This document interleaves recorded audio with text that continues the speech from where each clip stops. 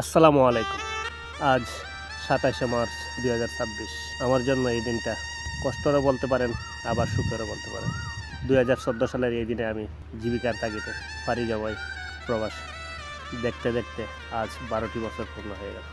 তার ভিতর কত আপনজন, কত আত্মীয়স্বজন, কত পাড়া প্রতিবেশীকে হারালাম। এর ভিতর কিছু ইয়াং জেনারেশন যাদের জন্য অনেকটাই কষ্ট হয়। যাই হোক, আল্লাহর কাছে লাখ লাখ শুকরিয়া।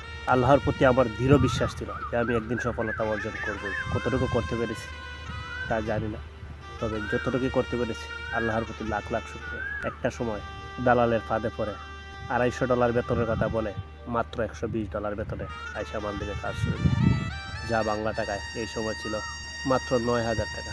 আমার সাথের অনেকেই ১ বছর, ১.৫ বছর, ২ বছর থেকে সবাই দেশে চলে যায়, কিন্তু আমার দেশে যাওয়ার কোনো উদ্দেশ্যই ছিল না। উদ্দেশ্য ছিল হয়তো দেশে যাবে আমার লাশ। কেন এই সমাজ নিম্ন শ্রেণীর মানুষকে কীভাবে অহংকার অবহেলা করে আমি নিজ চোখে দেখেছি। তাই আল্লাহর প্রতি দৃঢ় বিশ্বাস ছিল যে একদিন সফলতা অর্জন করব। একটা সময় দেখতাম নিজ বয়সী বন্ধুবান্ধব, অনেক পাড়া প্রতিবেশী, অনেক আত্মীয় স্বজনের বিয়ে শাদিতে বরযাত্রী যেত, কিন্তু নিম্ন শ্রেণীর মানুষ হওয়াতে অনেক পাড়া প্রতিবেশী বলতোই না।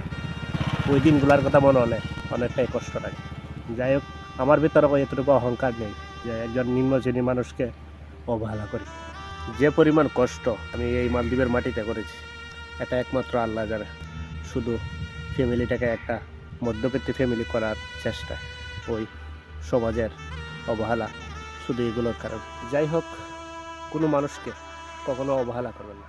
আপনার পাড়া প্রতিবেশী যেই হোক, কখন যে কাকে আল্লাহ তাআলা কোন পর্যায়ে নিয়ে যাবে এটা আপনি বলতে পারবেন না।